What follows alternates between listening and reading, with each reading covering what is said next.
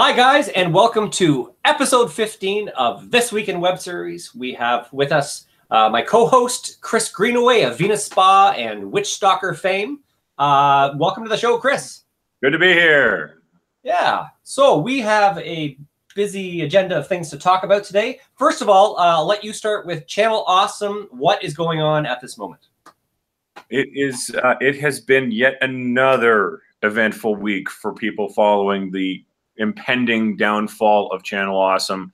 When we signed off a week or so ago, back last Saturday, there was 14 content creators left, and Channel Awesome had not made a statement regarding that mass exodus that we saw happening before our very eyes. Well, on Thursday, Channel Awesome responded with a, let's just say, sorry, not sorry kind of a statement, using what might or might not have been photoshopped chat logs. Okay. And they also strongly implied that a creator from Channel Awesome that had committed suicide may have been a sexual predator. Now remember, this fellow is dead and cannot defend himself. And they accused him of grooming young girls and doing inappropriate things with them at conventions. Now, is he one of the team of Channel Awesome, like the management team? No, he was a creator. Okay. Now, the problem with this statement is now there had been anonymous quotes on the change the channel Google Doc implying a unnamed person was doing this. Now they also had some named sources as well, but they had the chat logs to back those incidents up. But they basically attacked a dead person. Right, so they're not taking the blame. It seems like they're playing the victim card and blaming everyone else but them. Yes. And that prompted the remainder, except for two creators who are left, one of which being Brad Jones, the Cinema Snob. He is essentially the last man standing at Channel Awesome. Now, those of us who were following Soft Lavender's two daily live casts where she talked to countless sources from Channel Awesome while this was all unfolding, now, remember, this has happened in the last 3 days since that statement went down. And basically, the question wasn't whether or not Channel Awesome or Mike Michaud was going to double down, but it was how much was he going to double down. And boy, did he this time. And it's, I hope he realized, Mike Michaud, if you're watching, you do realize that this caliber of doubling down and douchebaggery cost you everything, right? Because you had about 50 creators at one point, many of which were actually making money for you. Now you're down to 2. It's over. It's basically, Doug may as well just cut ties with all of them and just do his own thing from now on, because that's all he's got. Right. Now, last week we had, it looked like we had Channel Awesome in the comments saying I'm listening. But unfortunately, that was a troll. I really, really, really wanted to believe that it was actually them. And then I clicked on the link and it turned out it was a troll. I felt bad about that. Whoever you are, you really hurt me with that, because I really wanted them to attack us. I really did. You like a fight, Chris? Because that would have brought views. Yes. Hey, some controversy. Yeah, we like controversy here. I'm somewhat controversial from time to time, I guess. I've been compared to Don Cherry and Alex Jones, so I'm fine with that. That's funny. They're a love child. Oh. Okay, so anything else we have to say about Channel Awesome? It's not so awesome, I guess. What else is what's left? I mean, we've said so many things about it. And we've watched so many things about it that we kind of sound like we're goofing on them at times, folks, but I don't think words can describe how painful it is to see someone that really a true independent who rose to considerable prominence and proved, yes, you can do this kind of content, and you didn't have to have an expensive equipment, you didn't have to have big government grants, or you didn't have to have a big time influencer or a big corporation behind you, and they rose to a good size. And I don't think anyone really revels in seeing something like that bite the dust. Now, if you're, a bad person, and Mike Michaud clearly is, he has behaved in that manner for a decade, you want to see him fall, but you don't want to see him bring this down with him, but he has chosen to do so. And that's probably what hurts the most. And all I can say to the creators is, I wish you best of luck. I hope you guys continue to have success. You guys have done a great job over the years. You guys are proving, yes, you can every day. But clearly, this was a failed business foundation, and that's all I got to say. I mean, I wish everybody else well, but I feel bad about it. It hurts to see it, because I think all of us deep down were kind of rooting for them for a long time, because we're in their shoes. We're independents from trying to build from the ground up. And, it kind of touches your own mortality when you see something like that. It's a hell of a cautionary tale. And I hope everybody that's been watching this has learned the lessons from that. You need good management. We like that there was the collaboration between the YouTubers, collaboration of creators together. I'm sure someone will come up and rise from the ashes and maybe get, it's a good model. It's like any business. If it's poor management at the top, it's going to crumble. You need good leaders, honest leaders, people of character, and, so that people will follow you. And it looked like it was a facade. There wasn't good leadership. It wasn't. There was certainly some very driven people. No one can question Doug Walker wasn't as extremely driven. And the people that he got with him, that joined him, were also equally driven. And most of them are still creating content today. And that's probably the closest thing we have to to a really positive spin on their legacy. Is, I think, if you have to be a decent person, you have to have sensible business senses, and you also have to have drive. That's a tough combo to manage, but you do have to have that, especially if you're going to bring in a group of other channels underneath you. Because we learned this with the rise and fall of Atari back in the late 70s, early 80s, that prompted the video game crash of 1983. If you treat your employees badly and your business is creative, you will destroy your business. What happened in Atari, for those who don't know, is basically they treated their programmers like assembly line workers, and only paid them a very low salary and did not give them royalties for their game creations or any of that stuff. So many of which left to form other companies, which result, because they didn't have a patent, they didn't have like what Nintendo had, which was a secret code in or a chip in their machine that had a secret code that could unlock games. So anyone could make a cartridge for Atari and get away with it, unlike Nintendo, where you had to crack that code to be able to get it without their approval. Now, the problem with this was, now you had some very good companies, Activision being one of them, being one of the bunch of former Atari employees went to form this company. They're still around today, by the way. But once that happened, it opened the floodgates, and then everyone and their dog was making games for Atari as a bogus tax write-off. And because we didn't have video game magazines or the internet to review games, so there was no quality control of any kind, no one could tell the good from the bad, and it ultimately resulted in a video game crash that almost destroyed the industry. Why? Because Atari would not give credit to their programmers. In fact, they would sneakily try to get their names into games. I think in Adventure, which was a popular game for the Atari 2600, I think there was a way to unlock the creator's name. It's like an Easter egg. You went by all. I remember that well. It was indeed Adventure 1980, and you can find videos of people actually unlocking the Easter egg on YouTube. And the guy's name is Warren Robinette. It says in flashy, multicolored flashing letters, created by Warren Robinette. There's nothing else in there. And you don't get anything special in there, but it was the first Easter egg in video game history, and that was actually the snowball that started the avalanche. Because about 6 months, he was actually fired for this, but 2 months later, when someone figured this out, it took that long for someone playing the game to actually find it, and then he was fired for it. And then about 4 months after that is when the mass exodus from Atari happened with the crew that would start Activision.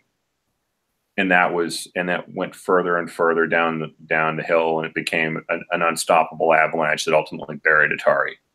So treat your creators properly, give them a respect, give them credit, or your company will fail. That's the yeah. It happened with United Artists in the late '70s too in Hollywood. They had all the big wigs there left in 1979 to form Orion. Because similar things were happening at UA.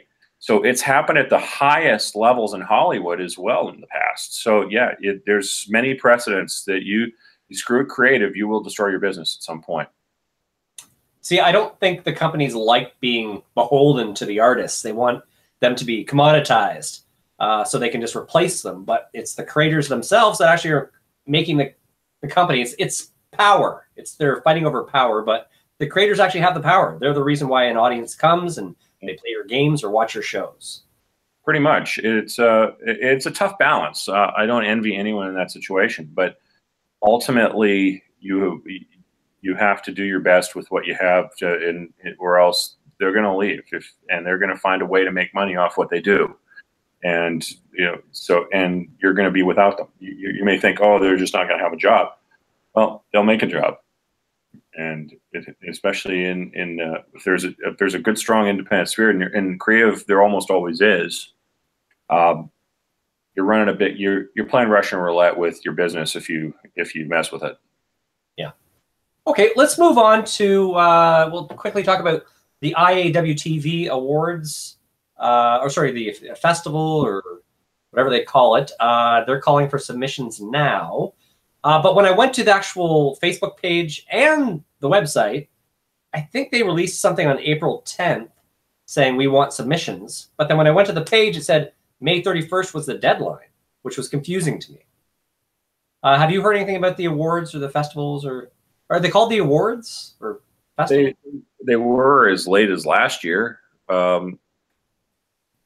At this point, the IAWTV is so irrelevant that it's like a tree falling in the woods and no one being around to hear it. I mean, they've isolated themselves from their members for so long that, I mean, it's just a small clique in LA, and they don't even have a platform anymore. It's not like the days of the bubble where they had the perception of power and influence at one time. Today, not so much.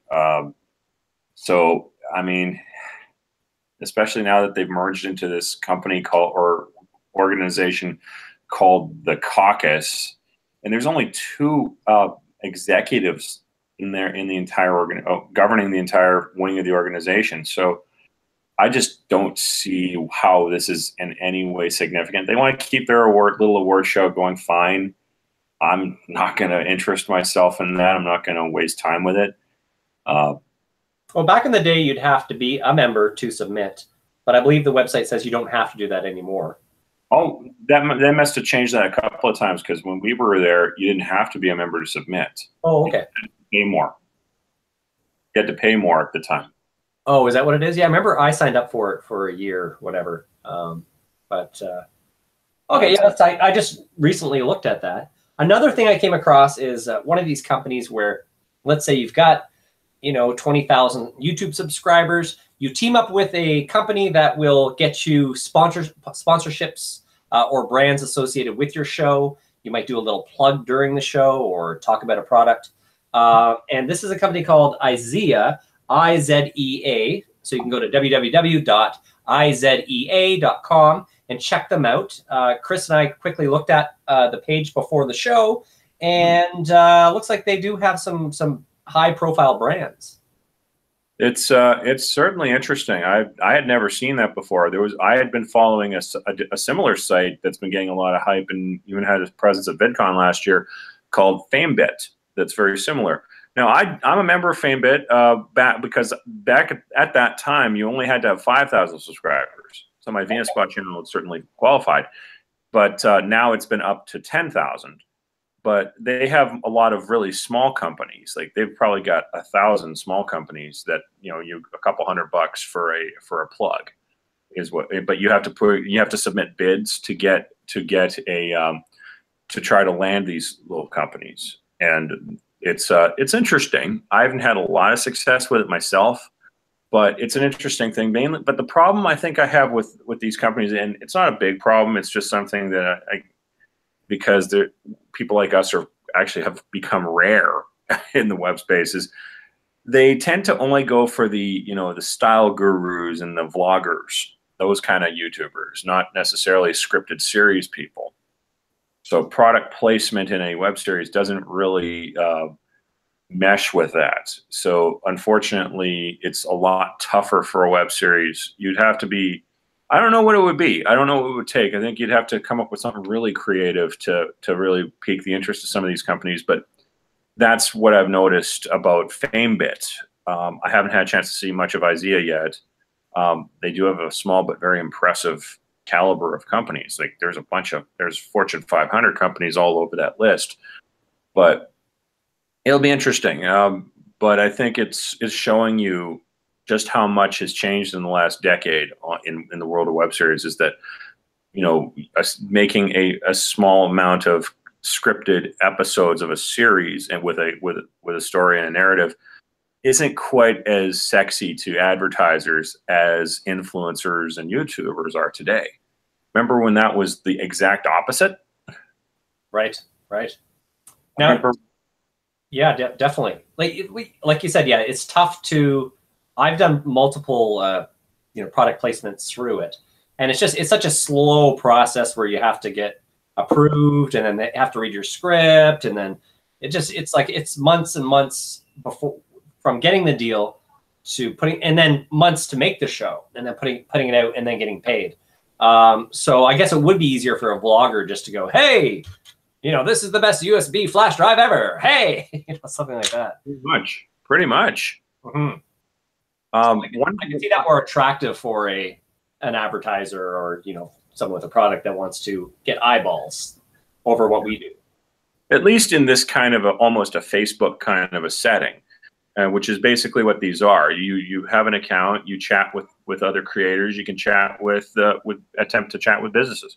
That's the kind of environment that it is, which I think is pretty cool. This is stuff that we had no access to before. But now you do. So there's, you go from a definite no to a maybe.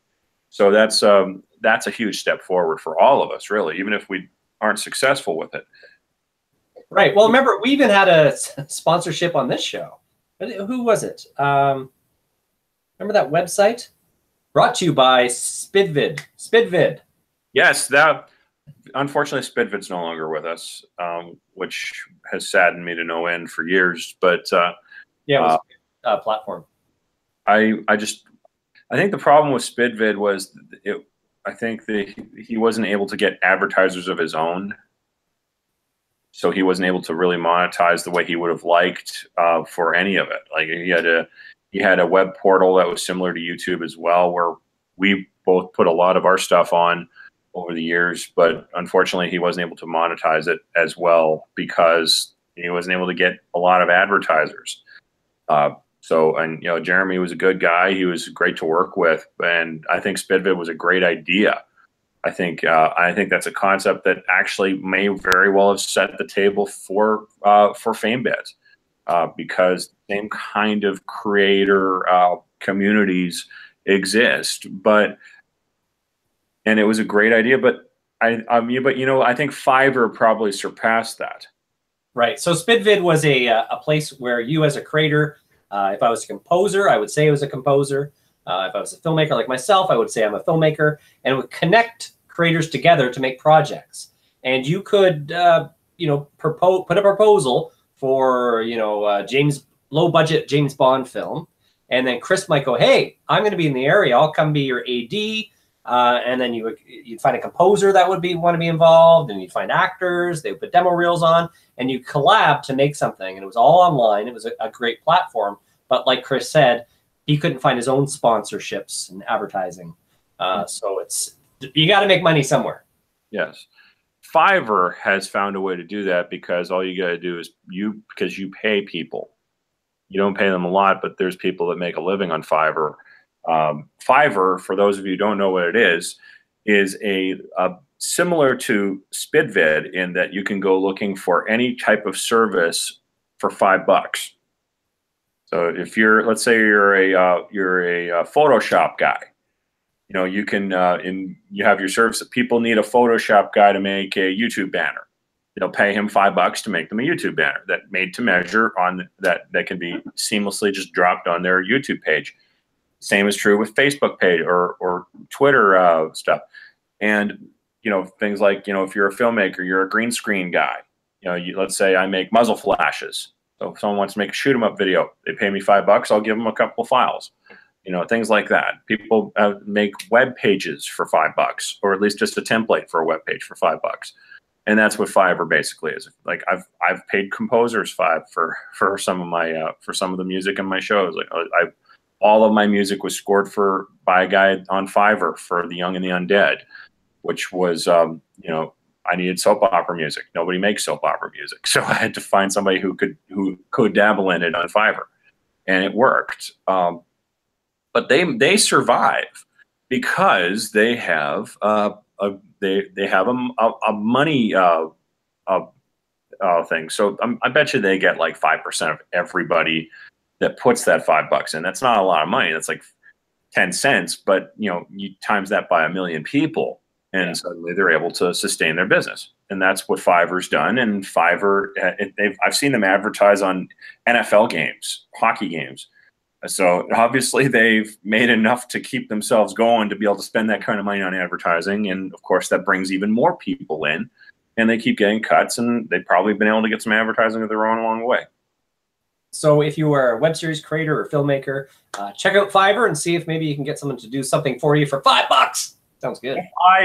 FIVVER.com is Fiverr. Okay. And if we can, for a minute, go back to Isaiah. The way that came onto my radar is from a YouTuber. So I would like to give shout outs to people who, you know, make me aware of things. And let me just bring this up. His name is, or his channel name is called Financial Education. And he talks about stocks every day. And he does very, very well. Well, he says he does, and I believe him. But he only invests in stocks where he's going to make money for over like a year. He won't cash out for a year for tax reasons. If you cash out within the year, you pay way more in taxes. So he's looking for long-term stocks that he loves the financials. He's a financial guy, so he looks into the numbers, the PE ratio and all that stuff if you're into stocks. And he has a few speculative stocks, which means ones that are a little risky. So most of his are like Goldman Sachs, huge American banks. But this one is called Isaiah. And he started to discuss what the company is, you know, creators meeting with marketers and advertisers. I think the stock is trading for around $2 at this point. I think he bought a pile of it. It used to be at $6 maybe about a year ago. So something happened there. But he wouldn't be putting money into it unless there was something there. So if you're a web series creator or filmmaker, it might, I would investigate it. I'm sure I'm going to as well as FameBit, which Chris talked about. I'm going to investigate just maybe for myself, but also maybe for the show, just so we can be a little more educated on if there's a way you can actually make $1 doing this type of thing. Sure. Yeah, I'm going to check that out more myself this weekend before the night's over. So who knows what'll come of that. I always hope that anything that allows independent creators to get a leg up when it comes to advertising and monetization is a good thing. And if it works out, great. If not, well, there's a lot of others that haven't worked out either. Sure. Okay, next I've got, just a little bit about, I have a student in my class. It's all hush-hush right now, who is a talented musician and has been putting their stuff on YouTube. doing covers and whatnot. And she's actually been discovered on YouTube. So someone from a very popular band that I loved when I was younger in high school, they contacted the person, and they're going to be signing a deal with them and putting out some singles and stuff. So you can still be discovered on YouTube. I don't care what anyone says.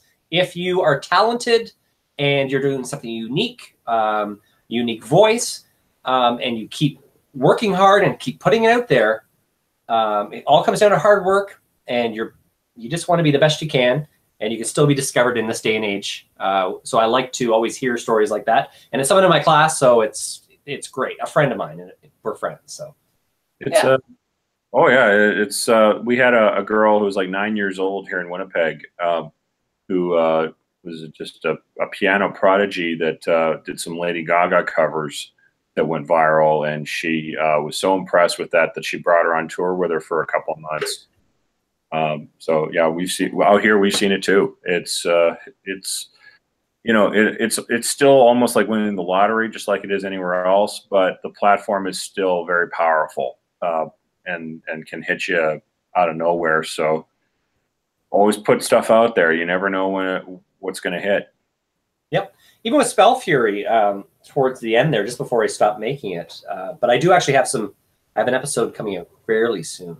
But yeah, towards the end there, I was actually getting calls from Los Angeles production companies wanting me to put bids on visual effects in commercials and stuff. So I was in talks there for a while, and it's just by me working my butt off and keep putting content out, and my work was getting better and better and better, and then finally someone noticed. Yeah.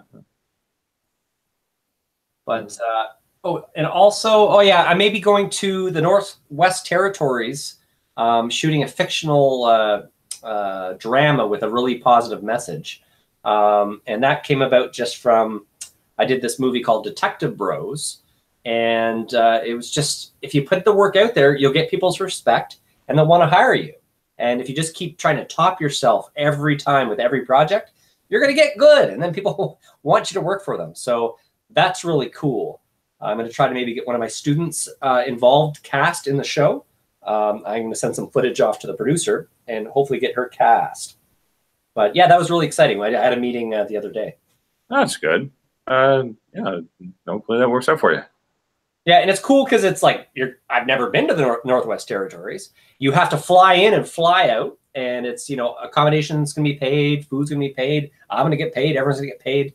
I brought in my I suggested my sound guy Stephen Lorne, who's my assistant at the college and does fantastic work. All the students get professional sound on all of their shorts. It's just amazing, and we work so well together that he was the first one on my tongue when the producer was talking sound. But I think it's a collaboration. I worked with Stephen on Detective Bros.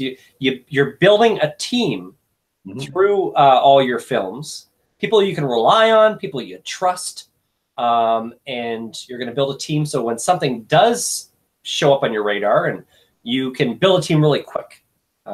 So people you trust, people that you've relied on in the past, and you know you can count on them. In my case, for that, what we have in Winnipeg is, which as it turns out is something unique. They don't even have this in Toronto or LA or New York. We have something called the Winnipeg Audition Network on Facebook. Now, the Winnipeg Audition Network, it allows anybody from studio productions to the smallest student films to post their auditions and casting and crew calls on their on this page. And our community is large, but not LA or New York large. But every last one of them if you're any actor of any kind of repute that wants to pursue it, you're a member of this page, and you're following the notifications almost religiously. And initially, that was a godsend to me because I'm just not the best in the world when it comes to just cold calling people. Hey, you want to be in my project? But this allows you to get traction, people sending your headshots and resumes. And, you know, that was really cool. That was working for me for quite some time. But here's the thing. I noticed that the people that had been working with me in the past weren't responding right away to my future projects, but still wanted to be in them. Like a year or so after one of my shows ended, like I had other auditions, and people that I knew, I saw them in a mixer, and they were like, well, how come you didn't put me in that? I said, I put it out there. Why didn't you respond to it? As it turned out, because there's hundreds of people posting on a regular basis on the Audition Network. We have a thing called the Winnipeg Fringe Festival in the summer, which is big time, the biggest theater event of the year here. And everybody's doing that. So people in the winter and the spring are all posting their auditions on the Audition Network for the Fringe Festival. And so if you're putting stuff up there, you may be on top of the page for half a day, and then it's going to get buried under by other people. So to combat this, I created my own thing called the Chad Media Collective. So what I did was, everyone has worked with me before that hasn't moved up to SAG or moved on to another city. I added to this network, so now now they get first dibs on all my casting calls and crew calls. People who've worked crew with me are part of this group as well. We have around 60 members of people that have worked with us in the past or are going to be working with us in the future, and that's kind of how I keep that my team going is through this, and it's paid dividends. Many of my projects have been Chad Media Collective exclusives, where only people in the collective have worked crew. If people ask me, do they want to join, I immediately add them. But every so often, if I really want to, just expand the talent pool a bit more, then I'll do an open casting call for something. Or if my collective doesn't have someone that has a specific expertise or a specific look that fits for a role that I'm trying to cast, that's different from what I have, then I have to go back. Then I go back to the Audition Network and try there again. But both those things work hand in hand with each other, and that's a really good way to keep people that that you don't get to see very often in the loop. And this is a Facebook group that you have? Yes, it's called the Chad Media Collective. It's an acting and crew collective that I use for all my projects.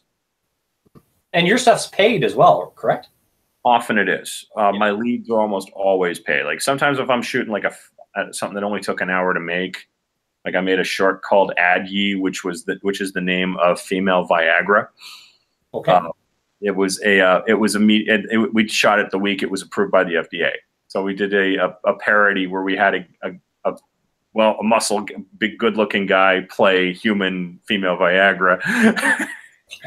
And this older lady immediately jumps on him, and her daughter's watching this and is like, I'll have what she's having. And his response is, you can have all you want, but you need a prescription from your doctor.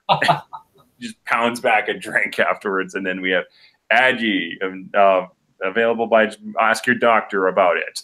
The same way the old Viagra commercials used to be. Yep. And that took less than an hour to shoot. So I think those are volunteer things, because my comedy skits are almost always volunteer. Sure. Yeah. If they're short, they don't take much time, and the actors don't mind. Yeah. It's an hour. If it's a fun little project, everybody wants in on. Usually the collective gets a lot of responses for those ones, especially. Now the series and the features I do, that's when everybody gets paid.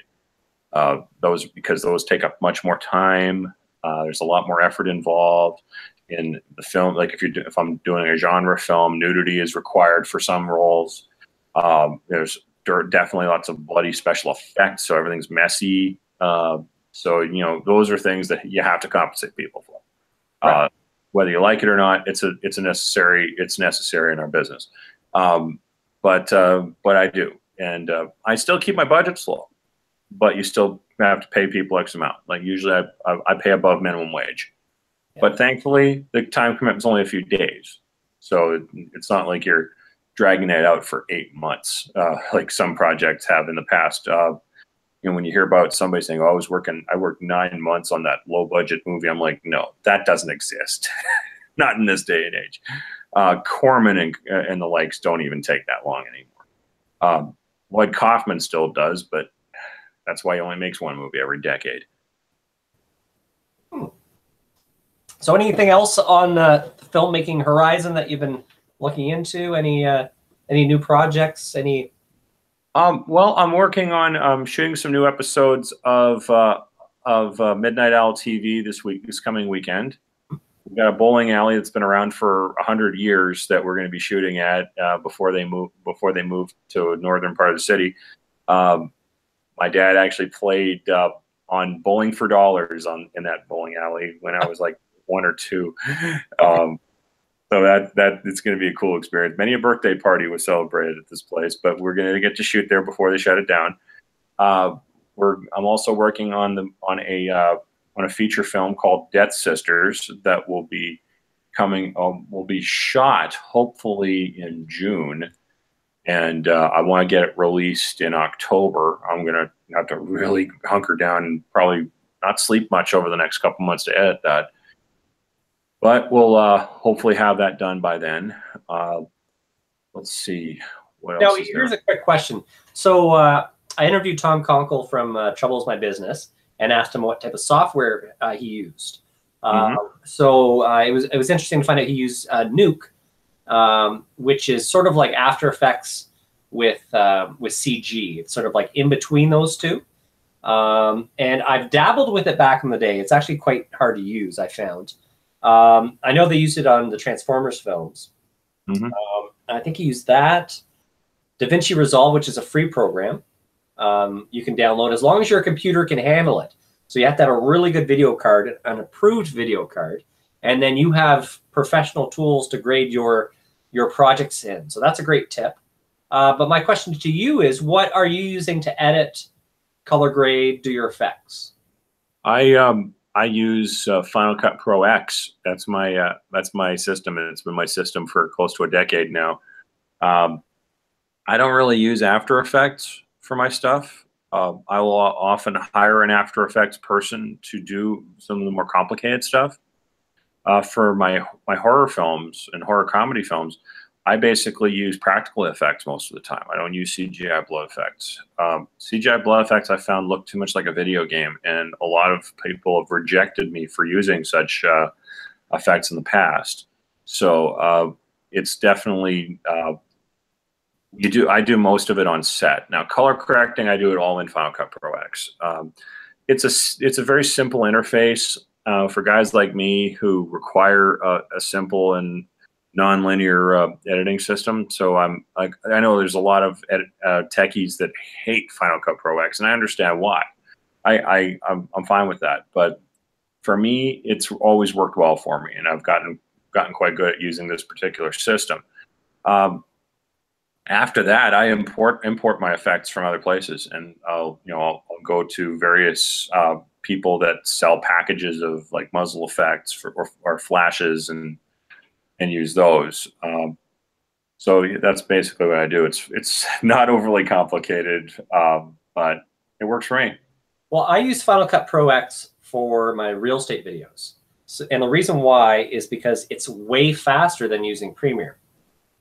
So when I'm doing my drone videos of a mansion, and then I have my Steadicam for inside, sometimes I'm reversing shots a lot, just because maybe I want to, the shot was of me in the kitchen, and then I walk out the front door, but I want to use that at the beginning of the video, so I'll reverse it and start at the front door and then go into the kitchen. Now with Premiere Pro, you then have to render that effect out to reverse it. As soon as I apply that, I actually have to sit there and wait for 10, 15 seconds or 2 minutes for Premiere to go through and reverse frame by frame the clip. And if I change, and after it renders it, and then I change it a little bit, I shorten it, it has to re-render the entire clip, not just the portion that I trimmed. Now, Final Cut Pro does it differently. It does background rendering. So as soon as I reverse it, it just goes crazy, and it's starting to do it. And I can almost go real time through the reverse clip. Also, it's got magnetic timeline, so it's a very fast way of editing things, where sometimes it takes 2 to 3 steps in Premiere Pro. I can do it in one quick step in Final Cut X. So that's why I do real estate videos where there's no effects or anything like that, and I can do it really quick and kick it out the door. I would say 30% faster than Premiere Pro. Now, the reason why I would use Premiere Pro is on any type of complex project. The one thing that Premiere Pro does that blows away Final Cut Pro X is their color grading system that they implemented called Lumetri Color, which you're getting professional color grading.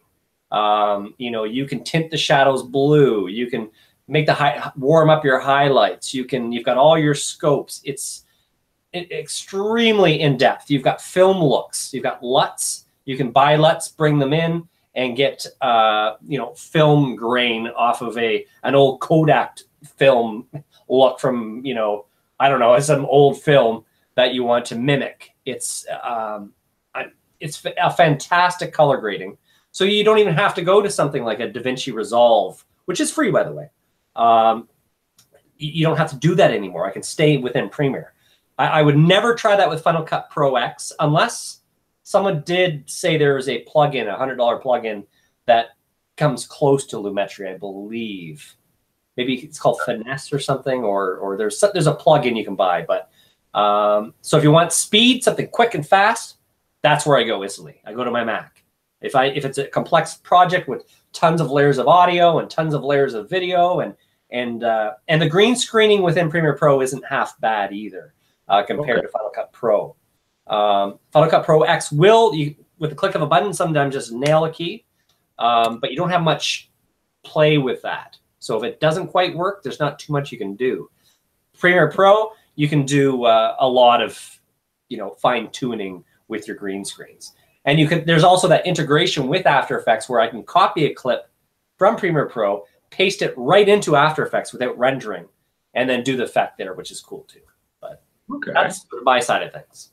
Yeah, there's actually there's a guy that you folks need to check out, who does he does live streams every so often. I'd say about every 2 weeks to a month. He's a friend of mine from 20 years ago, but he now lives in Japan. His name is Jimmy Bueno. He does a channel in Tokyo called Garage Pro TV. Now, what he does during his live streams is answer every question under the sun. And while doing After Effects live, like he will show you how he does his CGI effects live. He does these for anywhere between 2 and 4 hours. And I participate in those every so often. Now, Garage Pro TV is a very raunchy, action-oriented channel. He does like he does the shoot 'em ups that what's his name, Freddie Wong used to do, but he does them much more raunchy. Girls wearing next to nothing, and he swears a lot, and the character drinks a lot of alcohol. The big character of his is Gun Caliber. It's a outcast superhero that you know, bangs hot chicks and kills lots of people, drinks and does drugs, and is just an all-around obnoxious person. Kind of like imagine if Bruce Campbell meets the Power Rangers. That's this guy. All right. Basically, what he does is live streams where he answers audience questions, because he has become quite a CGI master. And you can just sit there and watch these live streams anytime you want and learn quite a bit about how he does his effects. And it's really well done. Mm-hmm. So, now, I'll have to watch that. What's the channel again? Garage Pro TV. Garage Pro TV. Okay, I'll check that out. Yeah. The name is, I believe, a play on garage kits, which were a popular model kit in Japan in the 80s and 90s. Pro TV. Okay.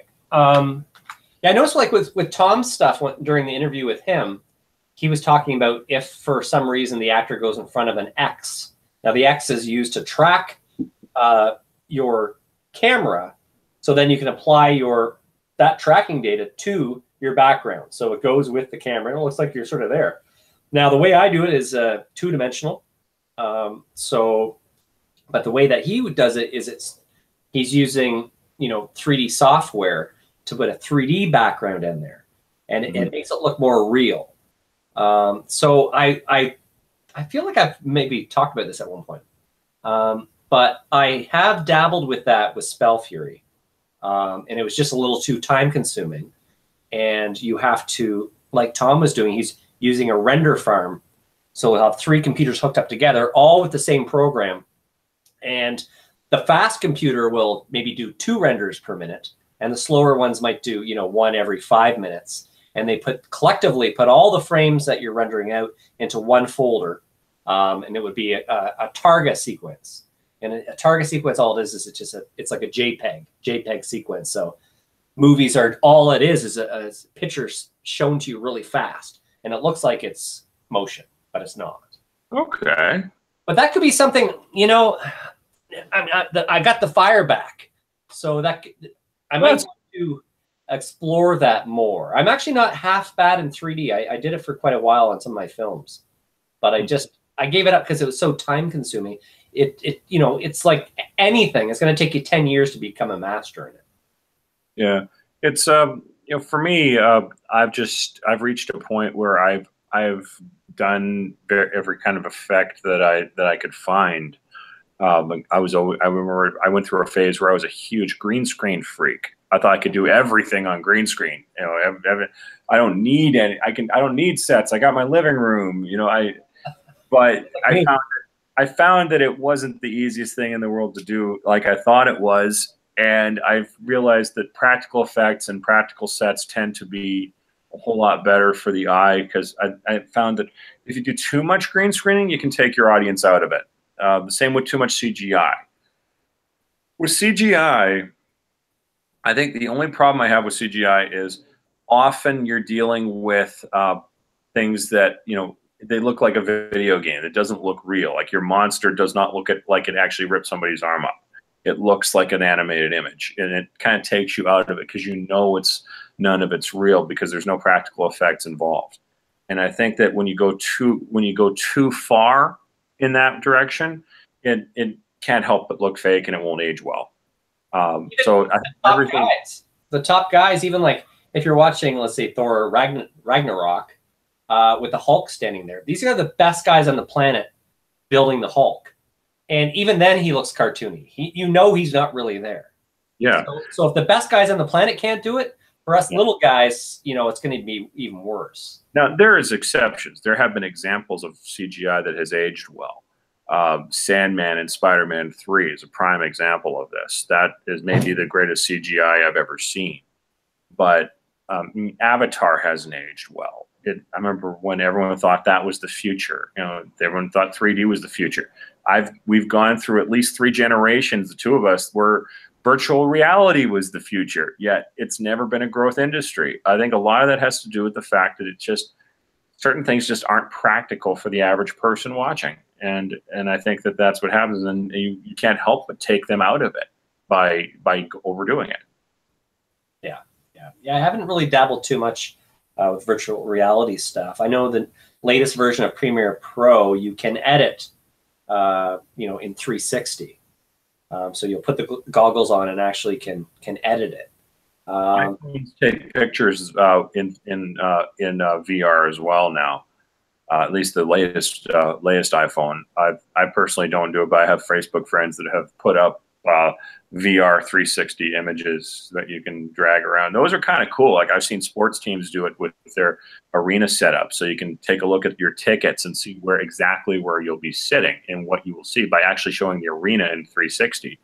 The MTS Center doesn't do that, but I remember when the New Jersey Devils were doing that, and the Minnesota Wild were doing that, which is really cool. But I don't think that it's going to be the future of entertainment. It's been the future of entertainment 3 different times since the early 90s, and it's never worked out. But 3D, it's been a thing since the 50s, and it's never really taken us where everyone thought it would be. Because the thing is that if you overdo it too much, people will get annoyed by it or get bored by it.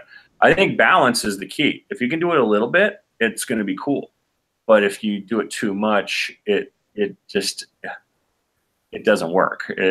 Because the audiences, I don't believe, will ever truly respond to it, but more than as a novelty.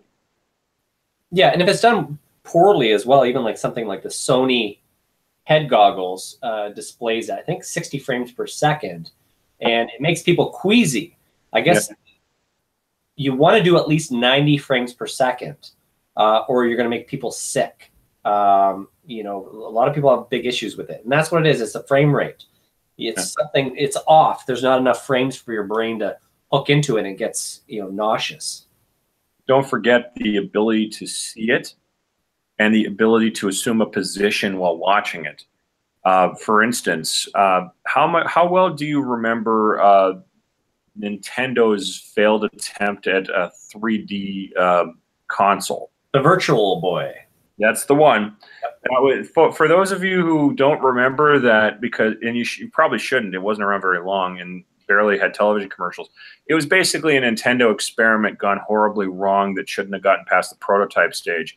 But what happened was you had to have this. You put this massive helmet on, then that had a screen, 2 screens for the eyes to play a 3D video game, and you could have any color you wanted as long as it was black and red, because that was the only colors that this system was able to use, similar to the green and black of the Game Boy.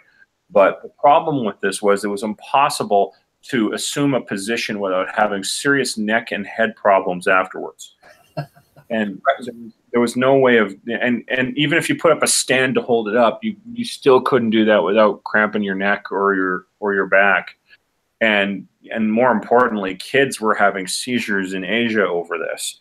Because you play a card game, a driving game, and there are all these what's it called, street, the markers like that divide the road on the streets, so you know which lane you're in. Yep. Imagine little red blips flying past you in the eye to your eyes. That'll do that to you, and that was happening as well. So anything that causes those kind of things and require 4 or 5 different disclaimers probably shouldn't have gotten past the prototype stage, and that's what Virtual Boy was. Unfortunately, this is something that hurts. That is always hurt the prospects of things like with VR. You have to have one of those headsets on. Like, I remember when you had to have a giant, all-encompassing helmet to do VR, or worse, have to be tied to something that made you look like you were in bondage gear to do virtual reality. And those things just aren't practical. I mean, try putting that up in your living room. Well, nowadays it's to the point where you just basically have a piece of plastic and you slide your phone in. And it only works on some phones, but I know the Google Pixel, there's heat issues. So if you're doing it by more than an hour, the cell phone is so hot that you're just sweating like a beast. Yeah, and people just don't want to do that. Like, one thing that when you talk about something like Nintendo has always been a social game system, and getting back to the early days, and it really exploded big time with Wii. But you can't have that kind of communal experience if you're basically sweating like a pig and hurting yourself while trying to experience this. That's not entertaining, and that's not fun, and that's not so. Those people need to be able to lie on the couch or in their recliner or what have you, and enjoy what they're watching. And you can't really do that in that kind of atmosphere. Where I could see it might be cool is if, you have a busy day and then there's a camera on like the beach of Hawaii or something. You're watching like a sunset and, sort of sit back or into a rainforest, or you're, on top of the Eiffel Tower, or they have one on the moon, or like more like that. But with storytelling, it might be a little tough. I think the thing with a story is I'm telling the audience to look very closely as, the actress writes in a book. I'm saying this is important. It's about details and focus. So when if you can look around the room, it doesn't matter. I need you to look at what she's writing because it's important to the script. So I guess it would have to be a new type of storytelling that we haven't come up with yet that actually works. But for me right now, I have no interest in it whatsoever. It would just be me just dabbling. Perhaps with real estate videos, it might come in handy where if I shot with a 3D camera, they could look around the room. Yeah. That I can see a use for. Yeah, I think that's pretty much all it's going to be. Or at very best, it might bring a revival of the point-and-click adventure games of years gone by. I don't know if you remember games like King's Quest or Leisure Suit Larry or Mule. Those were point-and-click adventure games where you could you explore things and you look for things and you click on them to go find them, and you get to make a decision whether you can buy them or not, buy the stuff or take the stuff. And that's what adventure games are. Essentially, choose your own adventures. Right? Like Myst. Myst was one, right? Shadowgate for the Nintendo. Well, sorry? Shadowgate. Remember that one? Yes. And then they made a sort of film noir one after that. I love those games. Yeah, but Police Quest is another great one from all the ones I mentioned were all from Sierra Online. Yep. Ken and Roberta Williams, two of the coolest people ever. But those games have kind of fallen by the wayside with the rise of the kind of systems that you can get for consoles and PC games now. But I thought something like this could bring back point and click adventure games because it would be more because those games are always extremely immersive. So this kind of immersion really fits in with that. But aside from that, like when you talked about somebody writing in a notebook, you can easily just get a close up of that shot and cut to it if you need to. When it comes to storytelling, it doesn't really add to the narrative because the human eye can only focus on one thing at a time, realistically, and so that kind of having to stop and go back, that's not really storytelling. That still falls into the adventure game realm. So I think of the movie Hardcore Henry. Remember, it was like a GoPro where the characters were actually talking right into the camera. Did you ever watch that film?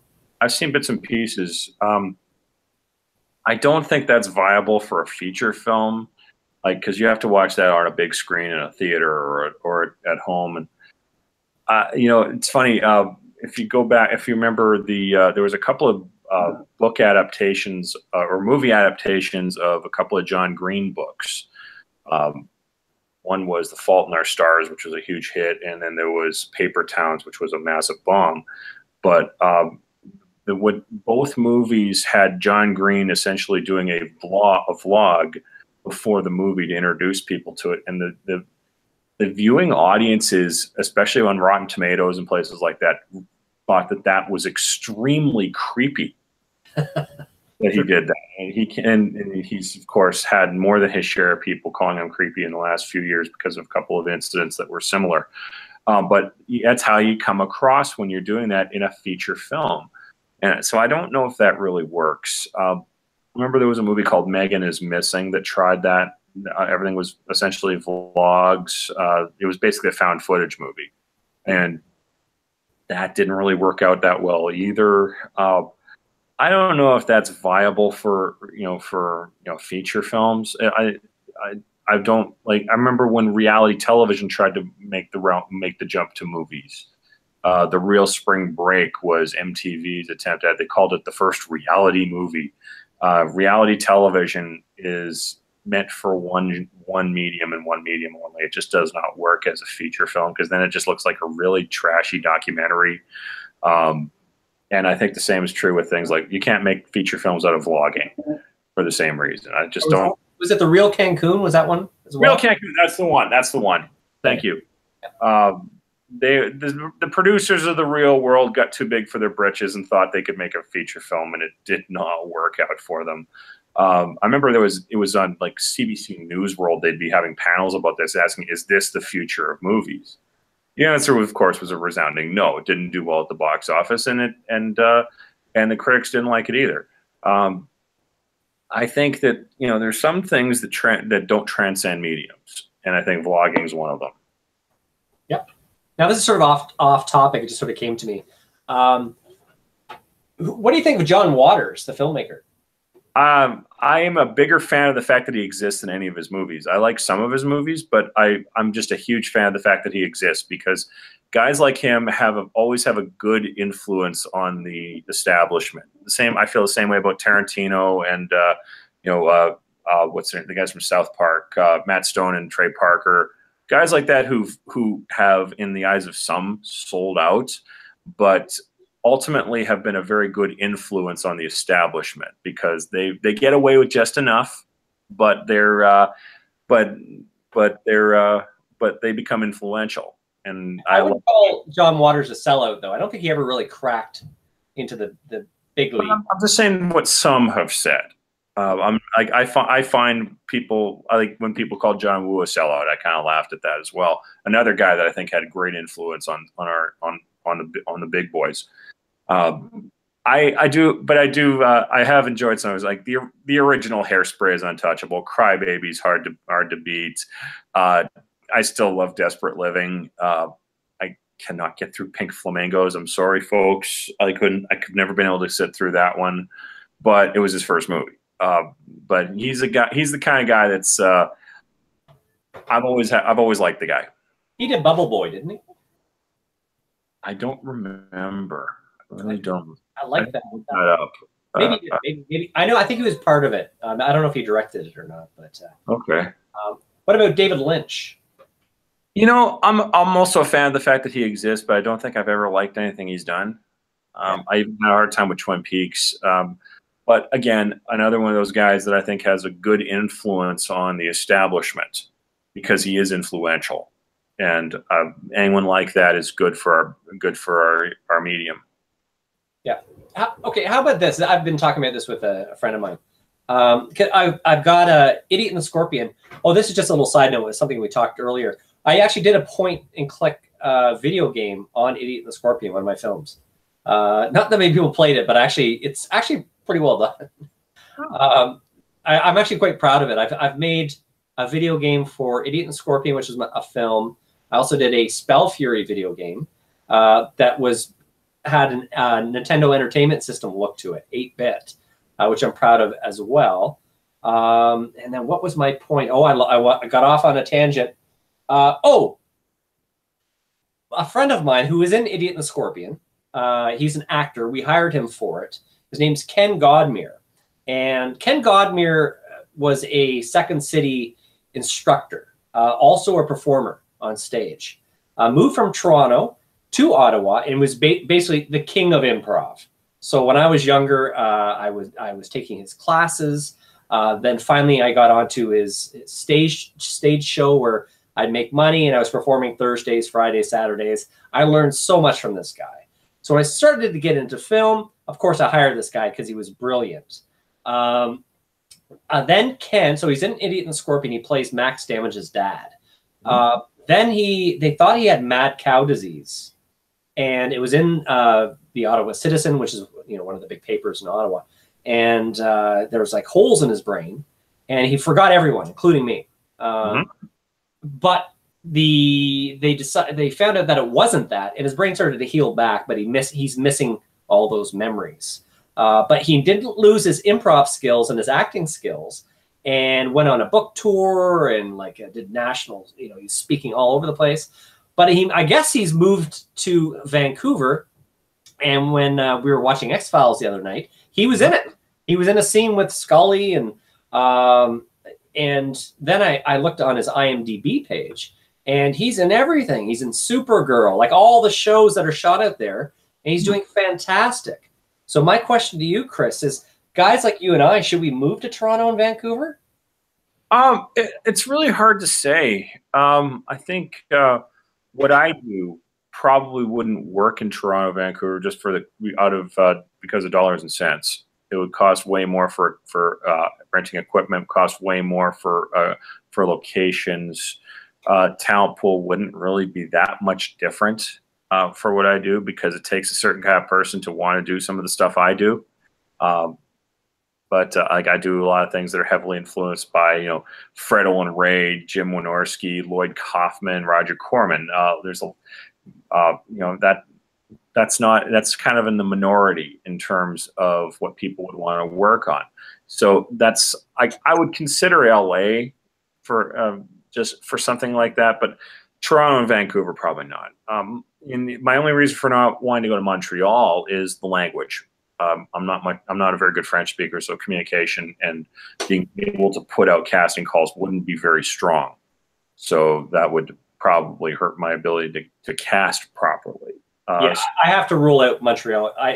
I grew up in Saudi Arabia and learned Arabic, which I don't remember any of it, but yeah, I don't know French whatsoever. So I wouldn't consider going to Japan again, because I love Japan. I lived there for 3 years, and I loved every second of it, even when things weren't going well for me, and when things were going well. If I was still a writer back then. I was not a filmmaker yet. I had not gotten off my butt and finally gone out and shot things yet. But that's a place where you go to live, right? To go and find it and learn new things and experience things. If I could go back to Japan and make fun exploitation movies and B movies, I would.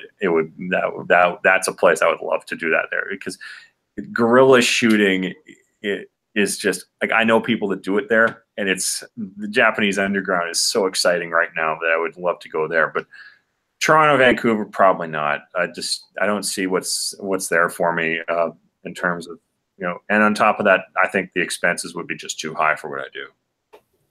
Yeah, because I'm always going back and forth, because part of me has always been, you can make films wherever you are, make films where it's easiest for you. So if you've got family around and you've got locations you can use and where you grew up, it's easier to do that where, you know, you're based. You don't have to go to Hollywood or Toronto or Vancouver, because we can buy the equipment from B&H Photo and have it shipped to us at our door, where back in the day, all the film equipment was there and you had to go there to actually be in the business. Yeah. So my thing has always been, that's what I tell filmmakers, is just make your films where it's easiest. But now I'm almost at the point where I've made my films. I know, you know, I make money doing films and working for companies and stuff like that.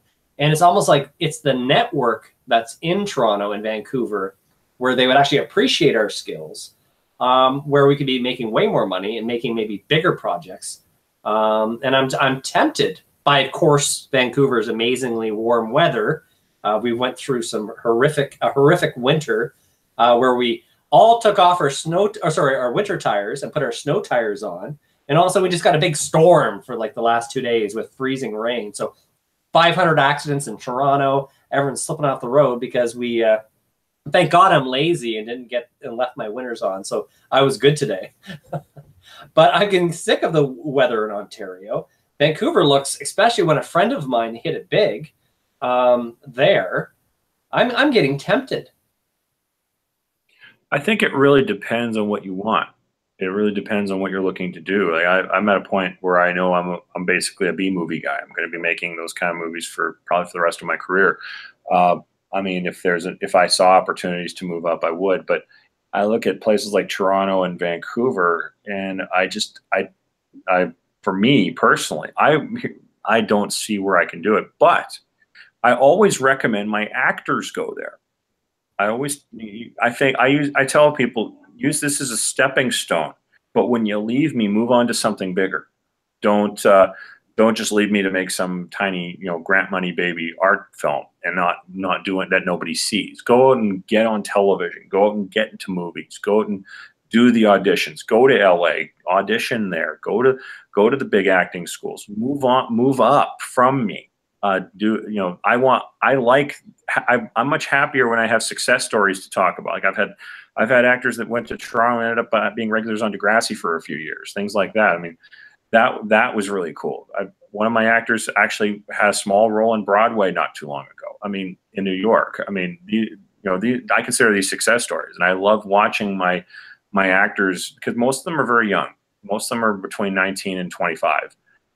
Sometimes they're a little older, but overall, on average, that seems to be where most of at least my female cast members are in age range. So I want to see them grow up and up and move up, because that's a huge part of getting there. For actors, you're never going to make it in Winnipeg. You're never going to be, you know, you want to be Julia Roberts, it ain't happening here. You know, if you're, but I don't even think there's that much room to grow in Toronto either, or Vancouver. I think ultimately you got to go to New York or LA, depending on. Now, Toronto, I think there's as much potential for stage actors as there is in New York. So if people want to be stage actors, I recommend that as well. But for being a film producer or creator, I don't necessarily recommend the bigger cities, because you're still making your films, and you're basically going over there to pay much more money for the same thing. But if you're looking to, you know, work in the business, you want to be a cameraman, you want to move up from there, but you're not creating yourself anymore, then by all means, that's where you got to be. It ain't gonna work here. But that's kind of what I think of that. Okay. Now, see, I had a discussion with my students on Friday about it. And something like LA, it'd be amazing to go to LA. But for a Canadian, how easy is that to get work in LA? Because you have to have a visa, right? A green card. Yeah, that's been something that's even during Obama's open borders era, Canadians were kind of the odd ones out on that. That seemed to be only for refugees and for folks coming out of Mexico. But Canadians never seem to benefit from the same things, even in sanctuary states. So we were caught in that weird middle ground that really, and that's why I didn't stay down. Like my dad and I co-own a condo in Las Vegas, and I do stuff there once in a while. I even shot parts of Hot Tub Party Massacre there, but ultimately I haven't gone to work out there because it's very difficult for a Canadian to get a visa. Now, if you're young, if you're under the age of 30, Travel Cuts, which is a university-based travel agency across the country in every major university, from U of T to the University of Manitoba to Simon Fraser, et cetera, all across Canada have a Travel Cuts location. They have something called a working holiday visa that you can get, where you can go to the States as long as you have X amount of money in the bank and your passport. You can be involved in this, but you have to be under the age of 30. So we're both out of that. We can't do that anymore. But if you're relatively young, if you're under the age of 30, I highly recommend using the working holiday visa, because then no one has to sponsor you. You can get your visa, you can do it for a year, and by that point, you should have enough work and enough contacts to be able to get sponsorship for a green card and stay. Right.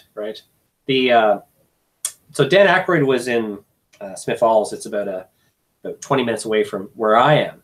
But yeah, he was just going into a school and talking and stuff. And it was funny. I'd met an actor at a restaurant who had spent 6 years in LA and brought this very question up to him.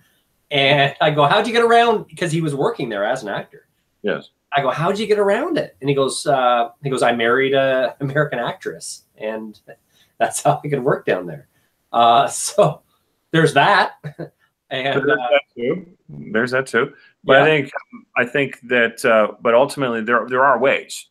There are certainly ways. But it's not the easiest thing in the world to do. Now, if you're willing to pay your own money, it's about $1,500 for a green card. Now, this isn't just a working visa. This is a larger one. It's a permanent residency card.